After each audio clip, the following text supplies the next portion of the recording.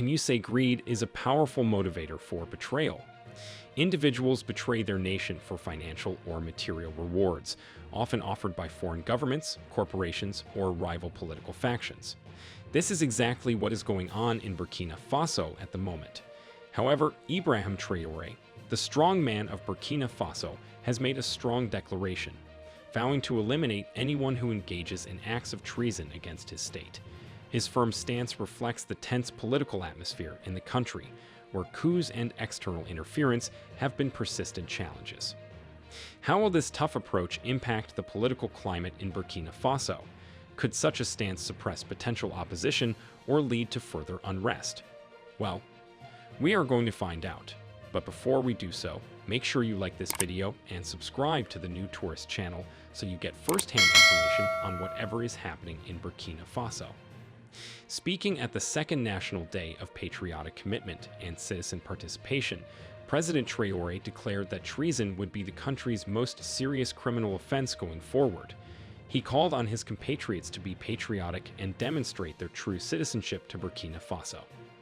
According to Traore, traitors can be identified by their cooperation with the enemy, their espionage, their provision of intelligence or logistics to a foreign force, or their failure to fulfill their obligations. Captain Traore said the October 15, 1987 assassination of Captain Thomas Sankara was a perfect example of treason. Sankara's overthrow and assassination were widely seen as an act of treason orchestrated by his close friend and fellow revolutionary, Blaise Compaoré. Compaoré betrayed Sankara's vision for Burkina Faso by participating in the coup, which was supported by foreign nations, including France and Ivory Coast. The following 27 years of Compaoré's administration were marked by accusations of repression, corruption, and cooperation with Western nations, especially France, in order to keep control of Burkina Faso's political system and resources. In the political memory of the nation, Compaoré's betrayal of Sankara's principles remains a potent emblem of treason. Traore has called on his compatriots to express their true sense of belonging to the motherland through concrete actions. Don't be a traitor. Every Burkinabe must be vigilant and commit himself to banishing treason from his daily actions, the head of state insisted. He also said those who love their environment always keep it clean, and those who love Burkina Faso must keep it clean. All this is coming after Burkina Faso has thwarted so many coup attempts to remove Ibrahim Traore from power. Burkina Faso's government said last month that it has foiled several attempts to destabilize the country led by a former high-ranking army official who previously seized power. The ultimate plan was to take out Traore in an assassination attempt that was thwarted according to the Burkinabe government. Burkina Faso's security minister, Mahamadou Sana, said that Lieutenant Colonel Paul-Henri Santiago Damiba, who was ousted from power in 2022, led the military part of this plot. However, Damiba has not commented publicly on the allegations. These assassination attempts and coup plots came after Traore made a speech denouncing the Western imperialists and neo-colonialists who were bent on keeping his people in slavery. Traore is seen as the strongman who has come to lead his people out of the bondage of Western powers, especially their former colonial masters, France. The attempts on his life are now coming after a national dialogue that was criticized by the West and Traore's opponents within the country, including Damiba.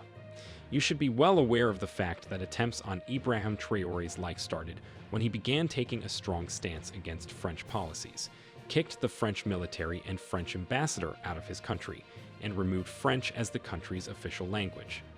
So, it should be clear now why some people want him gone. However, in Burkina Faso, political coups are not the only instances of treason. Allegations of cooperation between foreign forces and political elites have surfaced, namely concerning the exploitation of the nation's natural resources. Rich in gold and other minerals, Burkina Faso has frequently seen its wealth siphoned off through smuggling and corrupt dealings that favor foreigners at the expense of the Burkinabe people.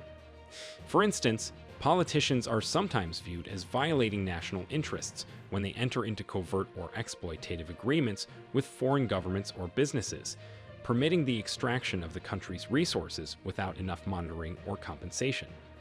Since these actions put foreign or personal interests ahead of the welfare and sovereignty of the country, they may be regarded as treasonous. Traore has also publicly accused foreign powers of deliberately exacerbating the security crisis in the Sahel by covertly sponsoring terrorism. Karamoko Jezang Marie Traore, the foreign minister of Burkina Faso, didn't hold back in his riveting speech to the UN General Assembly.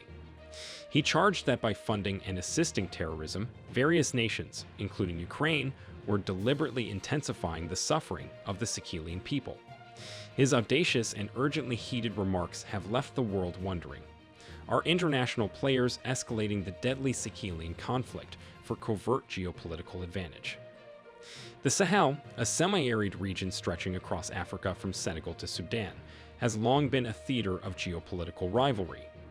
Its strategic location, coupled with its rich natural resources, such as gold, uranium, and oil, has made it a target for foreign interests.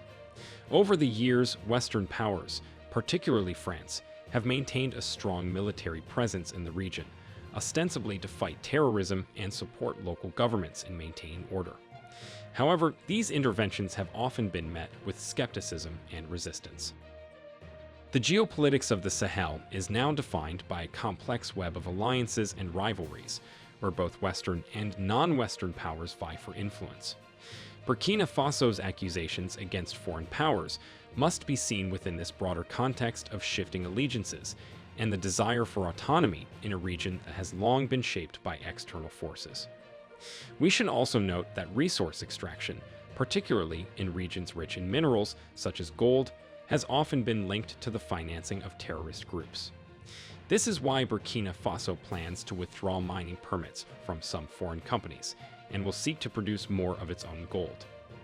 We know how to mine our gold, and I don't understand why we're going to let multinationals come and mine it, Traore said in a radio address to mark 2 years since he seized power in a coup.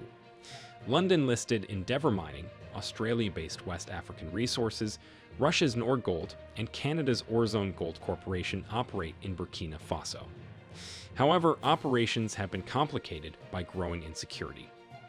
Fortuna Mining has said that the government of Burkina Faso does not plan to withdraw the Canadian company's existing mining permits in the country.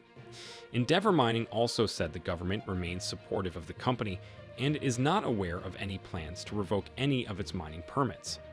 So the question people are asking now is, which of these companies is Traore going to revoke? Burkina Faso's position is not just a national concern. It is emblematic of a growing sentiment across the Sahel and beyond. Countries like Mali and Niger, which have also experienced political instability and coups in recent years, share similar grievances against foreign involvement, particularly that of Western powers. These nations are increasingly voicing their desire to reclaim their sovereignty, free from the entanglements of foreign military interventions and political interference. Note that Mali's military-led authorities arrested 4 employees of Canadian miner, Barrick Gold, last month. Barrick is the world's second-largest gold miner and one of Mali's top gold producers, but like other international miners, it has been under growing pressure in the West African country since Assimi Goïta seized power in 2020. According to a local government official who spoke on condition of anonymity, 4 Barrick personnel were taken into custody on suspicion of financial offenses. Barrick declined to comment on the matter. Colonel Assimi Goïta, the strongman of Mali, has attempted to direct a larger portion of gold earnings to state coffers, particularly through a new mining statute that permits the government to acquire a larger stake in gold concessions. Mali's reorganization is part of a broader strategic change that has seen the authorities sever long-standing connections with Western allies like France in favor of greater commercial, diplomatic, and security ties with Russia. Last year, Mali signed an agreement with Russia to build a gold refinery in the capital Bamako and reached a deal with Russian state nuclear energy company Rosatom to explore for minerals and produce nuclear energy. The agreement, which is a non-binding memorandum of understanding, was signed as part of a slew of agreements signed between the 2 countries. Claimed to be one of the largest gold refineries in West Africa when built, it is expected to have the capacity to refine 200 tons per annum. The project's construction timeline was not disclosed. The West's opposition to certain developments in the Sahel, especially those that promote resource independence and economic sovereignty, stems from the potential shift in power dynamics that could challenge long-standing interests. They are not comfortable with the manner in which these military leaders are standing up to them. This is why they are finding people who can betray these military leaders.